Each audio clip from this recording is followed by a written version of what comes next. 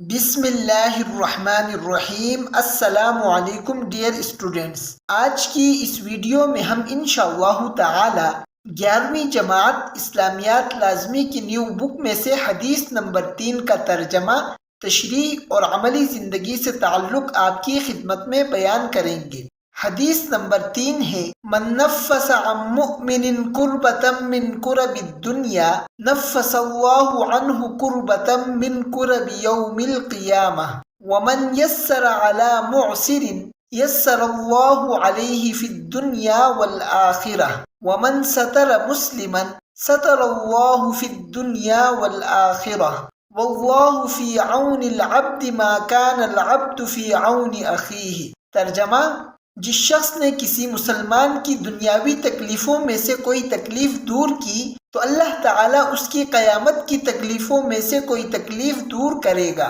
اور جس شخص نے کسی تنگ دست کے لیے آسانی کی تو اللہ تعالیٰ اس کے لیے دنیا و آخرت میں آسانی کرے گا، اور جس نے کسی مسلمان کی پردہ پوشی کی تو اللہ تعالیٰ دنیا و آخرت میں اس کی پردہ پوشی کرے گا، اور اللہ تعالیٰ اس وقت تک بندے کی مدد کرتا رہتا ہے جب تک بندہ اپنے بھائی کی مدد میں لگا رہتا ہے۔ تشریح: مذکورہ حدیث میں 4 فضیلت والے کام بتائے گئے ہیں۔ نمبر 1، کسی مسلمان کی دنیاوی تکلیف دور کرنا۔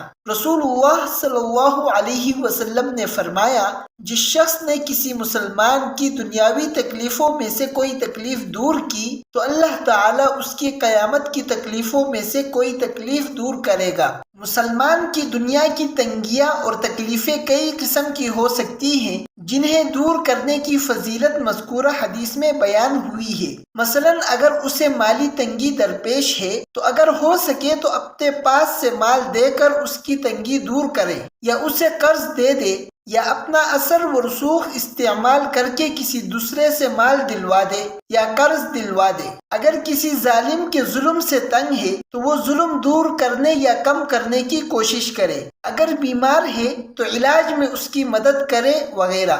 نمبر 2، تنگ دست کو مہلت دینا۔ کسی تنگ دست یعنی قرض دار پر آسانی کے متعلق اللہ تعالیٰ نے فرمایا، اعوذ باللہ من الشیطان الرجیم، بسم اللہ الرحمن الرحیم، وَإِن كَانَ ذُو عُسْرَةٍ فَنَظِرَةٌ إِلَى مَيْسَرَةٍ وَأَن تَصَدَّقُوا خَيْرٌ لَكُمْ إِن كُنتُمْ تَعْلَمُونَ۔ ترجمہ: اور اگر کوئی تنگ دست یعنی قرض دار ہو تو اسے مہلت دینا آسانی تک، اور اگر تم صدقہ کر دو تو یہ تمہارے حق میں کہیں زیادہ بہتر ہے، بشرطے کہ تم کو سمجھ ہو۔ حوالہ ہے سورۃ البقرہ آیت نمبر 280۔ مذکورہ آیت سے معلوم ہوا کہ تنگ دست کے لیے آسانی کی ایک صورت یہ ہے کہ اسے مہلت دے دی جائے، دوسری صورت یہ ہے کہ اس کا قرض معاف کر دے، بلکہ ہو سکے تو اس کے ساتھ اپنی طرف سے مالی تعاون بھی کر دے تاکہ اس کی تنگ دستی دور ہو جائے۔ یہ فضیلت کی بات ہے۔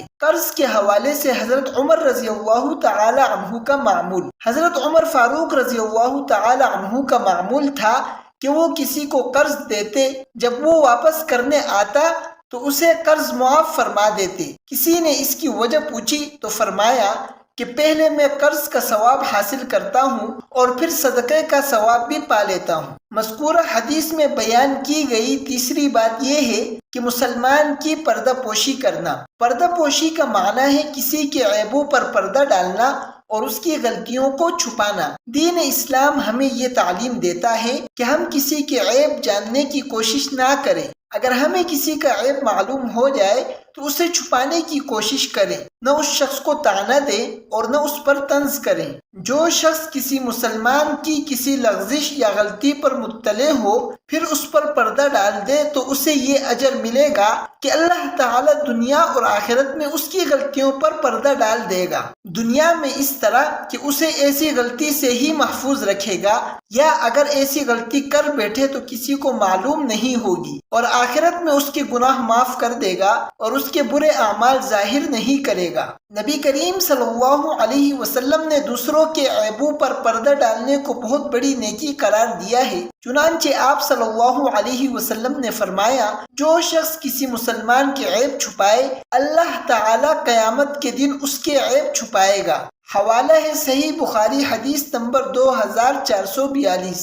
یہاں یہ مسئلہ بھی سمجھنا چاہیے کہ جو شخص چھپ کر گناہ کرے تو اس پر پردہ ڈالا جائے گا، لیکن جو شخص کھلم کھلا اعلانیہ طور پر اللہ کی نافرمانی کرتا ہے اور وہ روکنے سے نہیں رکتا تو اس کا معاملہ ان لوگوں کے پاس پہنچایا جائے گا جو اسے روک سکے، کیونکہ اگر خاموشی اختیار کی جائے تو یہ برائی میں اس کی مدد ہوگی، اور برائی اور گناہ کے کام میں مدد کرنے سے اللہ تعالیٰ نے منع فرمایا ہے۔ چنانچہ ارشاد باری تعالیٰ ہے وَلَا تَعَاوَنُوا عَلَى الْإِثْمِ وَالْعُدْوَانِ، ترجمہ اور گناہ اور زیادتی پر ایک دوسرے کی مدد مت کرو۔ حوالہ ہے سورۃ المائدہ آیت نمبر 2۔ پردہ پوشی صرف دوسرے شخص کے عیب ہی کی نہیں ہوتی بلکہ انسان کا خود اپنے عیب چھپانا بھی پردہ پوشی میں شامل ہے۔ چنانچہ نبی کریم صلی اللہ علیہ وسلم نے ارشاد فرمایا میری تمام امت کو گناہوں پر معافی ملے گی سوائے ان لوگوں کے جو اپنے گناہوں کا اعلان کرنے والے ہیں، کہ بندہ رات کو ایک کام کرے پھر صبح ہو